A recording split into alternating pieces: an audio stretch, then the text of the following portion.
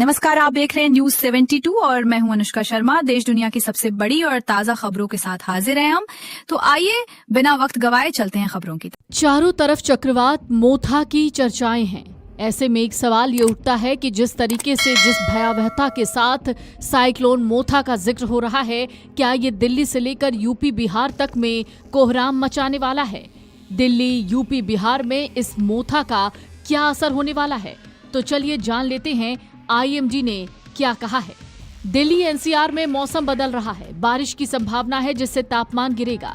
बंगाल की खाड़ी में बने मोथा साइक्लोन का असर यूपी बिहार में भी दिखेगा। उत्तर प्रदेश और बिहार में बादल छाए रहेंगे, हल्की बारिश हो सकती है। इससे तापमान में थोड़ी गिरावट की संभावना है, लेकिन मौसम विभाग ने लोगों को सतर्क रहने के लिए कहा है। आईएमडी ने कहा है कि मोथा चक्रवात का असर आंध्र प्रदेश, ओडिशा और पश्चिम बंगाल में सबसे ज्यादा होगा। चक्रवात मोथा आज ही आंध्र प्रदेश के तट से टकराने वाला है। मोथा 100 किलोमीटर प्रति घंटे की गति से तट से टकराएगा। आंध्र प्रदेश में समुद्री किनारों पर जाने के लिए अलर्ट जारी किया गया है। स्कूलों को बंद रखने का निर्देश दिया गया है। कई फ्लाइट्स रद्द की गई हैं। राज्य के पेद्दापल्ली, जयशंकर, भूपालपल्ली और मुलुगु में ऑरेंज अलर्ट है। बाकी उत्तर पूर्वी जिलों में येलो अलर्ट जारी किया गया है। वहीं ओडिशा में लगातार 2 से 3 दिन भारी बारिश का अनुमान है।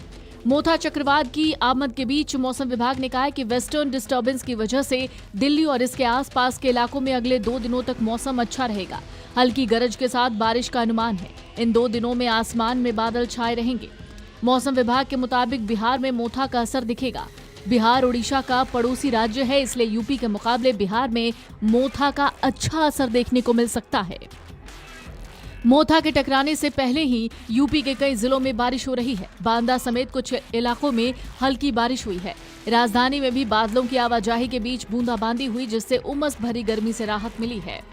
मौसम विभाग के मुताबिक राज्य के 50 से ज्यादा जिलों में मंगलवार, बुधवार और गुरुवार को हल्की बारिश के अनुमान है। अगले 2 से 3 दिन अधिकतम तापमान में 3 डिग्री सेल्सियस तक गिरावट हो सकती है। आपको बता दें, मोथा चक्रवात बहुत ही भयंकर तूफान है। ऐसे में इसको लेकर कई तरीके के अलर्ट जारी किए गए हैं। ओडिशा और छत्तीसगढ़ में भी चक्रवाती तूफान का असर देखने को मिलेगा। कम दबाव के इलाके और चक्रवाती तूफान का असर देश के बड़े हिस्सों में दिखाई दे रहा है।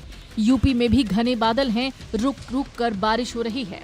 मंगलवार की शाम तक यानी 28 अक्टूबर की शाम तक आंध्र प्रदेश के तट से मोथा टकराएगा। इसकी स्पीड 90 से 100 किलोमीटर प्रति घंटे होगी।